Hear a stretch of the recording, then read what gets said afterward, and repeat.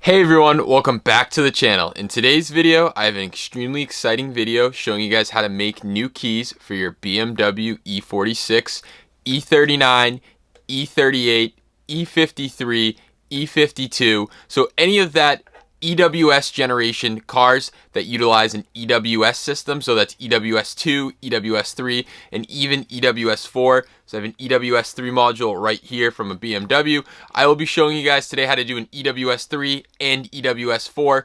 EWS 4 is a little more complicated and requires another adapter, but I'll have everything linked down below, and it's very inexpensive to make EWS keys.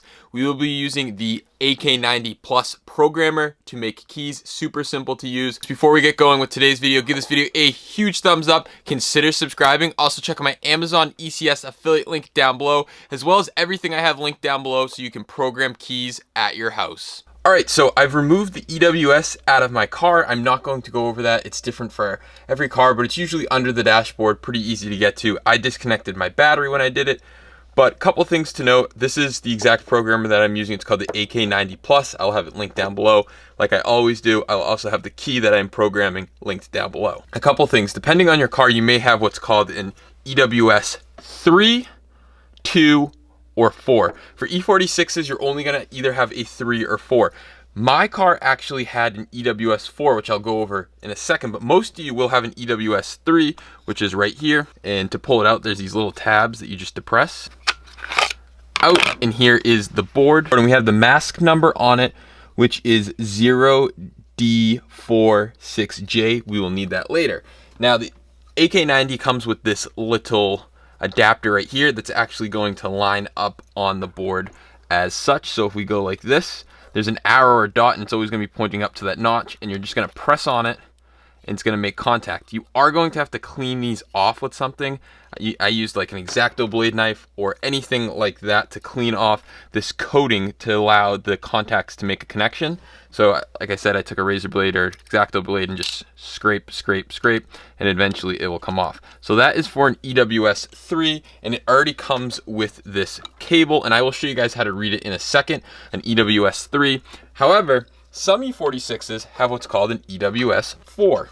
And this is what the 4 looks like. It looks very different. You can see EWS 4, EWS 3 on the top, very different. Now the EWS 4 requires a different connector to plug into it. In the packaging of the AK90, you get this, and it's essentially 6 wires that you could potentially solder on to the actual board, which I'm not going to do that. So I had to buy something additional, which I will also have linked down below.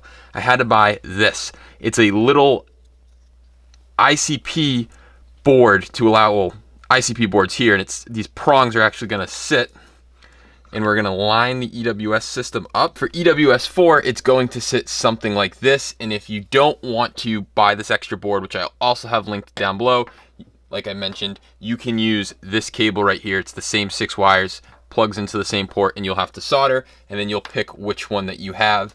So based off the mask number, in this case, it is 2L86D, and it's nice when we press on it, a little image is going to pop up. Hopefully you guys can see that. I will be doing a screen recording, and it says where you actually have to solder the wires on. Like I said, I chose to buy this adapter. I do not like soldering, especially onto these little modules. I don't think it is a safe idea. So that is what we did. So the next thing is our key. So our key, this is the key that I bought off Amazon. I already had it cut to match my other one at a local locksmith. They were very inexpensive, only charging $25 to have this cut off my other original key. Was a little tough at first, but it's getting easier. And then no BMW logos, because when they import them from China, I don't think they can get them. I think they can get them seized or something, so they don't put logos. So I do have another logo to put on. The buttons work. They're just a little firmer. So that's that. This is considered an EML style or an original style key, where the battery is internal, it's not able to replace, and it charges off the ignition.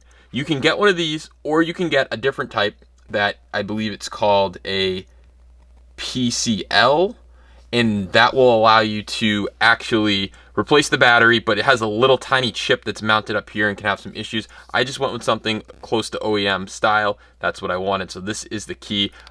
Obviously, I'll have other keys linked down below. So now we can start the process. I'm going to show you guys how to read an EWS 3 module first, and then we're going to read my EWS 4 and actually make a key. I think we're going to have to initiate this key, the syncing process for the lock buttons to work. This is just programming the EWS part, the chip in the coil, to be able to turn and start the car. It doesn't actually program the lock and unlock function. We are going to have to manually do that with the ignition. It's pretty easy. So let's start showing you guys how to read EWS 3. All right, so we have switched to the screen recording, and what we can do is we can open up the AK90 program. I'm not going to show how to install. I will leave a link down below. It's super simple to install to get the drivers working. It just did its little prompt to make sure we can initiate, and the AK90 made some clicking noises. So now what we're going to do is we're going to take our EWS 3, like I mentioned, I'll be showing that first. And right here, I don't know if you'll be able to see, but there's a mask number. And this one begins with 0D46J, and that's the EEPROM or mask number that we will be reading. So we are going to find it on here. So we see EWS read write. We can click connect first just to make sure we're able to connect. And it does this when it starts up, but we did it again. So now what we're going to do is we're going to hold the actual EWS 3 chip to it. So there's an arrow or dot and we line it up with the top. Mine, for some weird reason, I don't know if I didn't clean it off well, but I really have to hold it on myself. It doesn't just sit like I've seen other people do. Mine, I have to hold it. I don't know if it's my tool. Maybe it's the tool. Maybe it is the actual chip and I didn't clean it off well enough. So I'm holding it, and then we're going to press read EWS. So I know this prompt comes up and it's obviously not really in English. It doesn't make sense. Basically what it's saying, it cannot read, if you have a mask of 2D47J, it cannot read that, which we don't because we didn't choose that. So we're going to press OK. And then it's just basically going to say connect to the port. We already did. So I'm holding it really tight, making a really strong connection. And there we go, it's reading it. And there we go, we read it. We're going to save this. I'm not going to save this. This is not my EWS. I do not care about it. So we're going to press cancel. But what we can see is we can do an analysis of the EWS and see what keys are being used. So right here we have the VIN of the car. Again, not my car. Nothing matters to me on this car. It's an EWS 3. We can see which keys are being used. So there is a key for number 1, 2, 3, 4. All those keys are being used. So if you wanted to program a key, you'd have to use 5 through 10, which is not a problem. 10 keys, 5 keys is obviously a lot. But what we can do is we can also put the original key back in the system and disable any of the ones you don't have, which I'll show you in a second. So we can see 1, 2, 3, 4. Like I said, let's say maybe you're only using key 1 and you don't have 2 through 4. You can click lock. So you check lock and then you click lock and then right back to EWS. But again, doesn't matter, not my EWS, so we're not going to do anything. So what I mentioned is we can test the key. So if we have a key like this one, this is the new key that's going to be programmed, we can drop it in and we can press test key, and then it's going to test the key.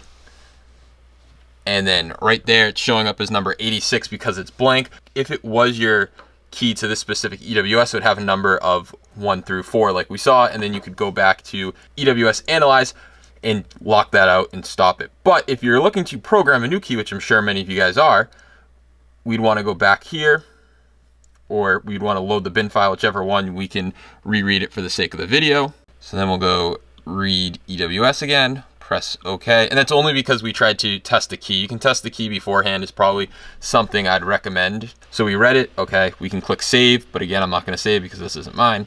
Then we're going to click right key. We're going to pick which key. So this is what I was talking about.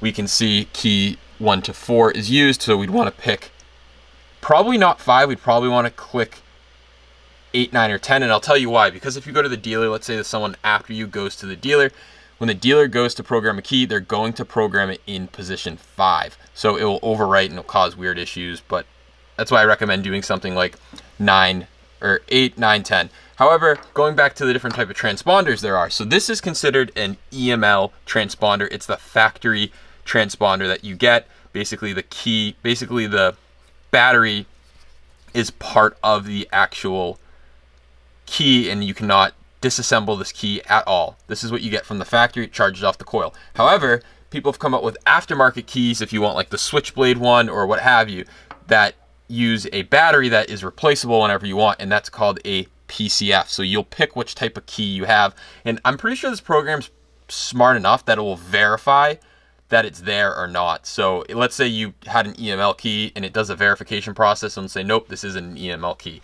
this is a PCF key. But regardless, that is what you do. So you pick your key, and then we'll click right key. Let's make sure this is far away, and then put the key to the coil. Obviously it's not going to succeed, it's going to fail. All right, so we will now be showing how to program a key for an EWS 4. This is what my E46 had. I don't know how to tell which cars have an EWS 4 versus an EWS 3. Easiest way is to remove it. So what we are going to do now is we are going to press connect. It's going to do its little clicking thing. We are going to plug in the EWS 4.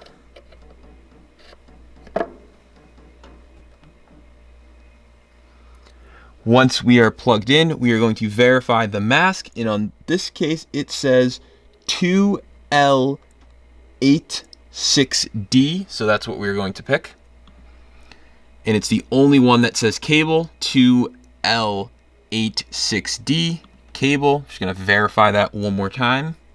And a little message pops up here showing if you wanted to use the wiring, which I don't, so press close. We are then going to read this EWS, basically saying the same thing. Press OK, making sure it's not that particular EWS, and press OK. And this time I am going to save the file because this is my EWS for my car, so I want to make sure I have a backup in case anything was to ever happen. I want to make sure I can always write back this file to my EWS system just in case. And if you guys want to know how to bypass EWS, I will be having a video showing you how to do that. If you just hate it, don't like it, but it's something good to have. So we are now going to save this again. Save, bin file saved, and then now under here we could analyze it if we want, so we'll click analyze. That is very strange. Okay, so this car has definitely had a couple keys made for it because we see 1 and 2 are not used, must have been closed out by the dealer. 3 and 4 are, 3 and 5 are, sorry. I believe I have key 3, so we're just gonna press OK. We're gonna press exit. Then right here, we could test the key, but we don't need to, I've already done that. So we're gonna press right key. So let's take our new key, let's place it in the little transponder. Right key, we're gonna pick, I'm probably going to go under, we'll go under 9. So we'll go under 9, key 09. We have an EML. Like I said, the EML is the one that has the battery part of the key. Can't replace it. Charges off the ignition is the OEM style. And they do make OEM looking style ones that are also in the PCF where the battery is replaceable if you want. So we're going to press right key now. It says put the coil. Yep. So we're going to keys in the. That was very quick to write, but now it needs to do the verification process. This may take a couple minutes, so we'll just let it hang out here.